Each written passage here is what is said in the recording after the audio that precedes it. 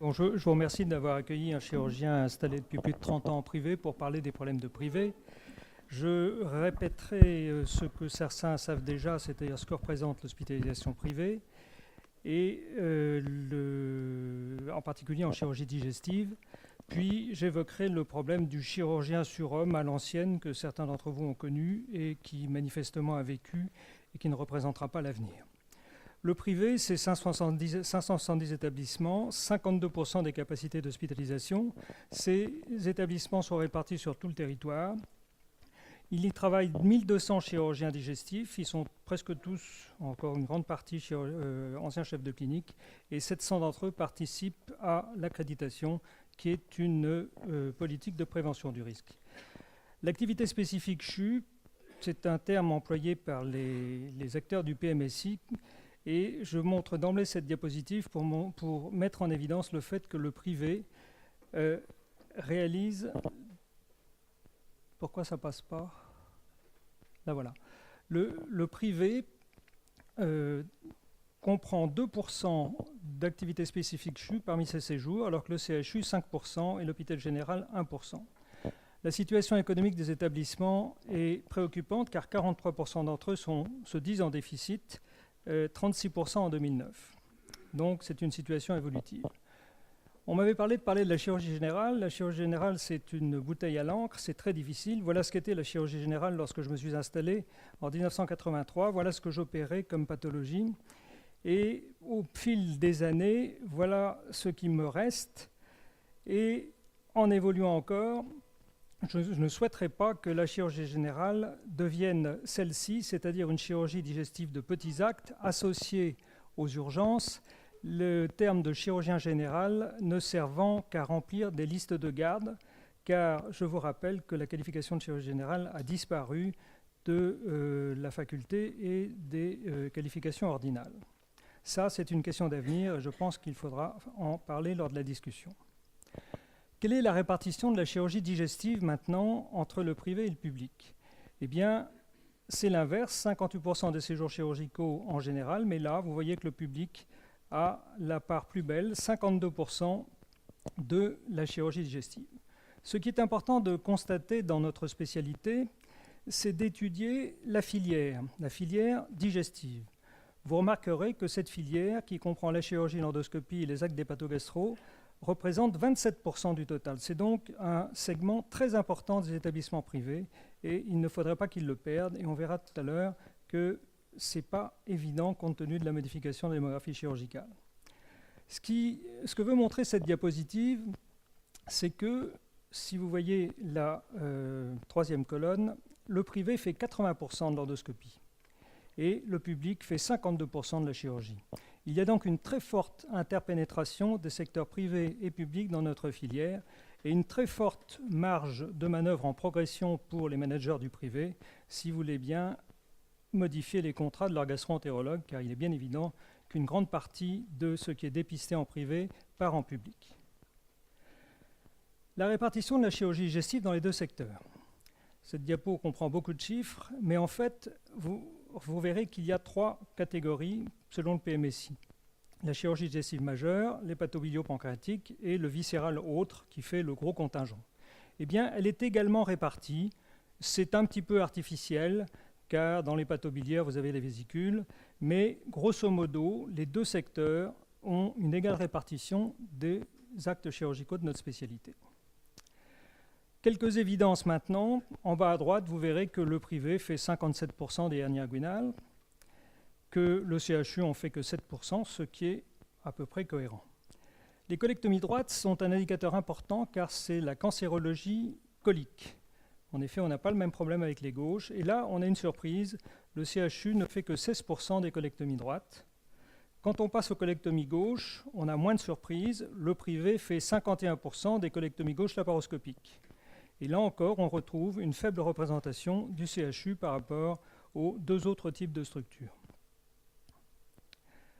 La chirurgie des cancers digestifs. Là, on a une très forte prédominance du public, en général, 58% contre 42%. La répartition des DPC, intervention emblématique, qui est l'intervention préférée de tous les chirurgiens digestifs en général, vous voyez que le CHU a largement sa place, mais que hôpital général et privé se partagent 52% de ces DPC. Ce qui veut dire que... J'ai dû sauter une diapo. Ce qui veut dire que la compétence de nos chirurgiens digestifs est répartie quasiment sur tout le territoire, puisqu'on peut faire cette opération partout. J'ai dû encore en sauter une. Alors, l'évolution de la chirurgie digestive. Pour les managers du privé, elle est inquiétante, car une récente étude de l'adresse montre qu'entre 2005 et 2009, le public a gagné pour ce qu'ils appellent les séjours valorisés, c'est-à-dire essentiellement l'ambulatoire, a gagné en points 8,6%, et ça se retrouve... Non. Il manque une diapo. Voilà, dans les appendicectomies. Voilà, ça se retrouve dans les appendicectomies. Colonne de droite, vous voyez que le privé fait 19 points de moins, ce qui est sidérant. Et à une époque où on dit encore que la France a le record des appendicectomies, il faudra maintenant aller chercher pourquoi il y a encore autant d'appendicectomies, et plus particulièrement dans le public. Là, il y a un problème, il y a un sujet d'étude très important à faire. Il doit être en cours, je suppose, même parce que se mêlent sûrement des problèmes de pertinence des actes, des problèmes de répartition de la permanence des soins en établissement, etc. Voilà, nous avons atteint notre première partie. Maintenant, la deuxième partie va considérer les problèmes posés par le chirurgien libéral. Le chirurgien libéral, si on veut envisager son avenir, il faut le voir à l'aune de l'assurance et des problèmes de responsabilité civile. Le chirurgien libéral se singularise par le fait qu'il a une responsabilité civile personnelle, que c'est un chef d'entreprise payé à l'acte, avec des actes qui sont bloqués. C'est un chirurgien souvent isolé, artificiellement, mais quelquefois réellement. C'est un chirurgien qui dépend totalement de son établissement et de la gestion de son établissement. Et c'est un chirurgien, on l'oublie souvent dans les communications que l'on écoute, il n'est pas facile que l'on vous confie des malades à opérer. Vous avez des correspondants et les patients ne viennent pas tout seuls. Les opérer très vite en ambulatoire, c'est bien, mais s'il n'y a personne derrière à opérer, ça ne change rien au problème. Ce chirurgien libéral, comment réagit-il à ces boulets? Eh bien, il a beaucoup de difficultés, parce que, étant responsable personnellement, il est obligé d'organiser personnellement sa permanence des soins et sa continuité des soins. L'insuffisance de la T2A, particulièrement en chirurgie digestive, ne le rend pas comme un acteur important de son établissement, car on lui dit à longueur de journée qu'il fait une chirurgie non rentable pour l'établissement.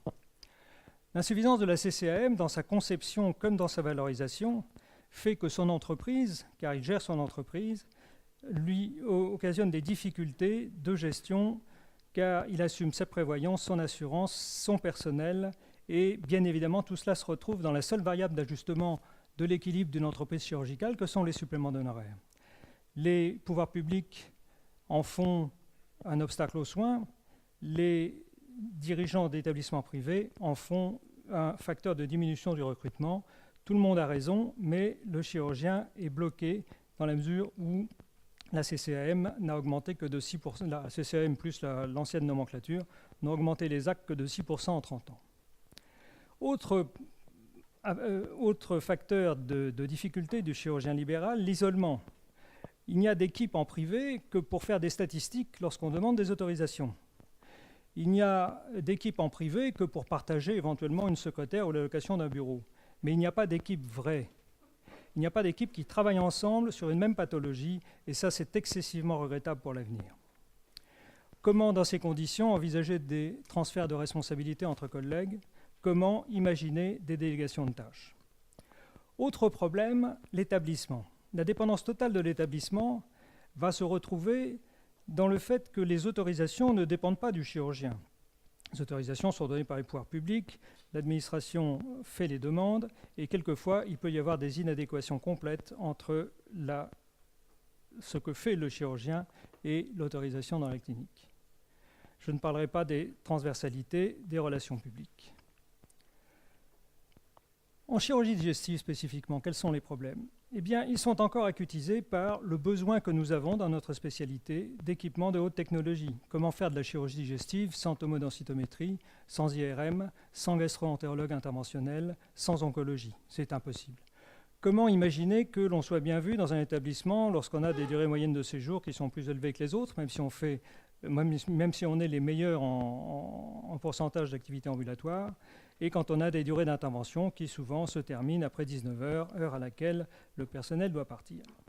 Autre problème majeur, l'intégration des DMI, c'est-à-dire de tous les appareils, les agrafeuses dans les GHS, qui ont été faites il y a quelques années et qui ne sont plus adaptés à la valorisation des interventions, et ce qu'on nous fait sentir tous les jours, en particulier en chirurgie de l'obésité, et où nous sommes de très grands consommateurs de DMI. Que dire des DM, c'est-à-dire des dispositifs médicaux innovants comme l'ultracision, qui, dans certains établissements, dont le mien, sont facturés aux chirurgiens, ce qui rend la chirurgie au tarif conventionnel strictement impossible. Que dire encore des changements de matériel vidéo, de robotique? Que dire de l'unité de soins continus, où on a envie de mettre les patients, mais où la majorité ne sont plus éligibles car plus facturés? Que dire de la CCAM qui ne sait pas coter un curage ganglionnaire, alors que nous faisons de la chirurgie cancérologique, qui vous donne 25 € pour une urgence? Et là encore, nous retrouvons le problème des suppléments d'honoraires. Mais le pire est à venir. Le pire est à venir, c'est pour ça que je l'ai mis en dernière ligne. C'est l'évolution des anesthésistes, dont la démographie liquéfiante fait qu'ils commencent à nous dire sur la pointe des pieds que ils ne sont pas tellement concernés par les suites opératoires, qu'ils n'ont pas le temps et qu'il faut laisser tout ça aux chirurgiens. Ça sera un beau sujet de discussion. L'avenir, rassurez-vous, j'ai terminé. L'avenir de tout ça, c'est encore plus difficile et chaque ligne pourrait faire consacrer une après-midi de discussion. Il faut pérenniser les établissements, l'existence des établissements, sinon il n'y aura plus de chirurgie privée. Or, les établissements ont du mal à se restructurer, à se regrouper, et la seule solution envisagée actuellement serait de dichotomiser les établissements en établissements de plateau technique, qui ferait que l'hospitalisation, et des établissements de chirurgie ambulatoire. Deuxième tendance lourde de l'avenir, la démographie. Je vous ai dit que ce chirurgien exerçant en privé était un chef d'entreprise. Dans tous les segments de la société, les jeunes n'ont pas envie de devenir chef d'entreprise. Pourquoi aurait-il envie de le devenir en chirurgie? Comment gérer la féminisation? Là encore, ce n'est pas un ostracisme, c'est comment faire travailler nos consoeurs qui ont des enfants et des maris autant que nous et consacrer plus de 100 heures par semaine à leur exercice. Intégrer l'hyperspécialisation. Regardons les orthopédistes. Maintenant, il n'y a plus que des chirurgiens de l'épaule, du genou, et nous continuons à faire toute cette chirurgie qui est immense. Les points les plus importants encore, c'est la mise en adéquation, je l'ai déjà dit, des compétences du chirurgien et du plateau technique. Si le plateau technique change, le chirurgien, s'il n'est pas adapté à l'autorisation qui a été donnée, je parle en particulier par expérience de la cancérologie gynécologique, il faut aller partir ailleurs, il faut la faire ailleurs, il faut éventuellement quitter l'établissement. Enfin, un peu d'espoir pour l'avenir. Il faudra trouver un modèle de convergence tarifaire, seul parmi d'autres, avec les solutions que nous avons entendues, à pouvoir dégager des marges financières pour stimuler et financer la pertinence des actes, inventer une rémunération qui ne soit pas strictement une rémunération à l'acte, mais avec une modulation de performance. Et puis, pour vous faire méditer, je vous ai mis cette diapositive qui a opposé deux décideurs nationaux dans un colloque récent. Le premier a dit la première phrase, le deuxième a répondu par la seconde. Je ne ferai aucun commentaire sur ces deux opinions opposées. Je vous remercie.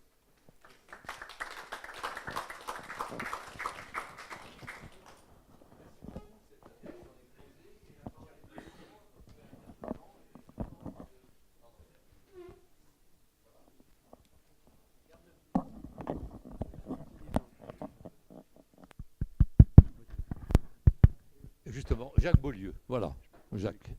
Oui. Bon, merci beaucoup. Tu as soulevé énormément. On pourrait débattre pendant très longtemps.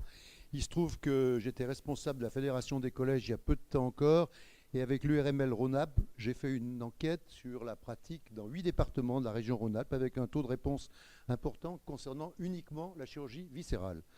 Et je n'irai pas très loin dans les chiffres. Le temps moyen de travail journalier était de 10h,5, toutes pratiques confondues, et par semaine, 57 heures, sans les gardes ni les astreintes. Et quand on ajoute garde et astreinte, 100 heures dans le public, 103 heures dans le privé. Il y avait une différence de pratique importante entre le privé et le public. Je n'ai retrouvé sur une activité mensuelle aucun œsophage, aucun hépatectomie en public, alors qu'il y en avait dans les secteurs publics, secteur hospitalier, en particulier au CHU. Alors, sans aller dans le détail, il y a une différence d'activité qui est nette entre nos pratiques, mais qui s'uniformise parce que de plus en plus, on voit apparaître de grands établissements privés avec des services de réanimation qui permettent une chirurgie beaucoup plus lourde. Cependant, et c'est ça mes questions, j'ai constaté que la gérontochirurgie, la chirurgie des malades à risque, les plus lourds, la chirurgie de recours et de reprise en cas de complications, et les malades nous sont mutés des établissements périphériques, par transfert des patients en direction du CHU, fait qu'il y a quand même une très grosse différence de pratique entre nos activités. Moi, d'ailleurs, dans mon service, qui a quand même 3 unités de 26 lits plus la réanimation, je ne vois pas. La part du secteur ambulatoire est très faible parce que les malades ne sont pas les mêmes que ce que j'ai entendu tout à l'heure. Ma deuxième question, c'est de dire, ces établissements, ils travaillent merveilleusement bien, certains d'entre vous connaissent Lyon, mais il faut constater que la plupart des assistants et des chirurgiens ont été mes assistants ou mes chefs de clinique. Donc il faut garder au CHU le rôle formateur. Et si ces établissements marchent bien, c'est bien parce qu'ils sont venus se former dans notre service. Donc les questions sont, que penser de la différence d'activité qui persiste à l'heure actuelle et qui est patente entre quand même le privé et le public? Et deuxièmement, quelle réponse tu peux nous donner pour ce qui est du rôle formateur de ces deux types d'établissements?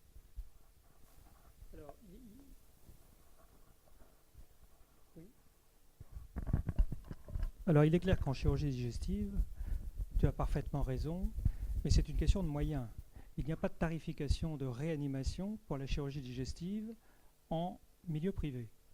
Il est donc impensable que des gens se mobilisent, équipe chirurgicale, anesthésique, réanimateur, pour aller monter une telle structure qui pourrait représenter un recours. Le recours, c'est le CHU.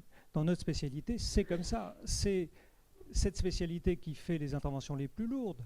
C'est donc cette spécialité qui a des autorisations de réanimation au CHU.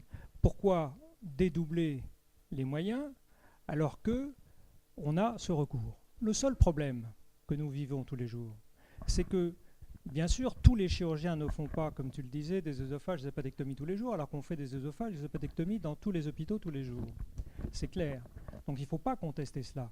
Mais la difficulté, lorsque quelques jusqu'au-boutistes, dont j'ai fait partie à un moment, veulent continuer à faire de la chirurgie lourde en ville, il faut qu'ils sachent qu'ils sont quasiment sans filet, et il faut qu'ils sachent qu'ils auront les pires difficultés en cas de complications à diriger leurs patients. Ça, c'est le vécu de tous les jours. Donc il ne faut pas contester le fait que l'hôpital, le CHU, opère et prend en charge les malades les plus lourds, mais c'est parce que la structure a été conçue pour cela.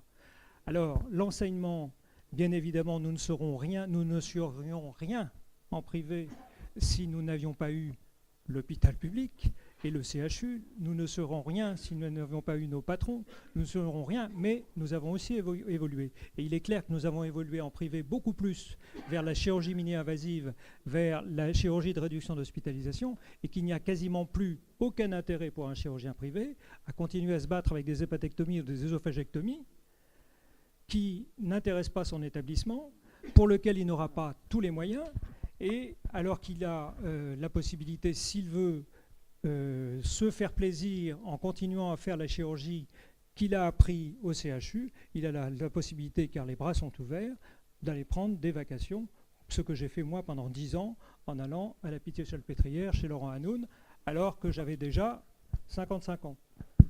Je crois que tout est dit très clairement, parce que c'est un problème humain. Nous formons d'excellents chirurgiens que nous ne pouvons pas garder à l'hôpital public. Ils vont dans une structure privée et leur désir est de continuer à faire ce qu'ils ont appris de faire, qu'ils font très bien.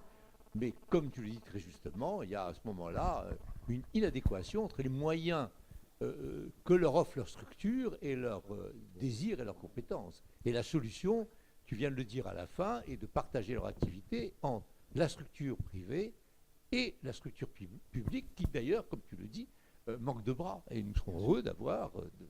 Voilà, j'ai dit ça pour je crois que c'est surtout vrai dans notre spécialité. Qui est le premier Irage d'abord. Compte tenu du fait que nous avons le même payeur, l'assurance maladie, faut-il pas penser un jour de nationaliser les structures et privatiser le fonctionnement de tous les ensembles des établissements hospitaliers? Ça, je crois que c'est une question pour Mme Poder, à moins qu'elle fasse l'impasse. Elle a dit « rêve fou du professeur Grangebach ». Voilà la réponse. Non, si on ne veut pas privatiser, il y a un sujet de discussion que j'ai à peine évoqué, qui est la convergence tarifaire. J'ai fait faire un petit calcul. Les 5 interventions les plus pratiquées en privé, vous savez quelles sont-elles? Ce sont les hernies niveau 1, niveau 2. Ça fait 2 types d'interventions, les hémorroïdectomies, les appendicectomies, les cholecystectomies. Il y a ces 5 interventions qui sont vraiment le b.a.-ba de la chirurgie. Si elles étaient toutes payées de la même façon, c'est-à-dire au tarif où on les paie en clinique, on gagnerait 40 millions d'euros par an. C'est pas grand-chose, mais au moins c'est une voie ouverte. Alors je suis désolée, moi qui appartiens à l'affreuse catégorie des administratifs, je vais être obligée quand même de corriger le tir sur 2 points. Premier point, justement, les différences et la convergence tarifaire. Sachez quand même que pour un certain nombre de GHS, disons entre guillemets, je mets beaucoup de guillemets, banalisés, donc a priori des actes qui se pratiquent de la même manière dans le public et dans le privé, sachant qu'effectivement on prend en compte aussi dans le PMSI les comorbidités associées qui peuvent être un facteur de risque qui justifie du coup des niveaux de sévérité plus élevés, mais à un niveau de sévérité égal, aujourd'hui on a déjà fait une convergence tarifaire importante sur un très grand nombre d'axes. Alors je ne saurais vérifier comme ça, vous donner quelques exemples si c'est déjà le cas, mais je peux vous dire que ça a déjà été réalisé grandement. Alors attention quand vous faites les comparaisons, ajoutez bien également les honoraires. Parce que nous, quand on fait l'analyse de la convergence, on ajoute inévitablement les honoraires. Deuxième observation sur la réanimation. Je pense qu'il est dans l'idée de personne dans cette salle de multiplier, vous avez raison, les unités de réanimation. Aujourd'hui, une unité de réanimation ne fonctionne économiquement qu'avec une capacité minimale de 8 lits. Ce sont des suppléments qui sont appliqués.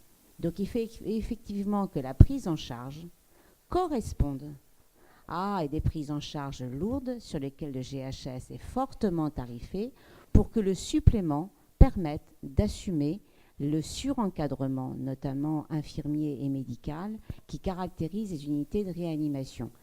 Dans le privé, c'est possible d'en avoir. Simplement, le problème du privé, ce n'est pas qu'il est moins bien payé. Les suppléments sont les mêmes et ça se pratique de la même manière. Simplement, souvent, le nombre d'actes réalisés ne permet pas de faire fonctionner 8 lits. Donc, il est plus simple d'avoir un conventionnement, mais il doit y avoir un conventionnement avec un établissement sur lequel il y a une réanimation, ce qui n'interdit pas d'assurer des prises en charge lourdes. C'est très clair. Oui, François Richard. Oui, non, brièvement, je crois que c'était très intéressant parce que Philippe a montré un certain nombre de points.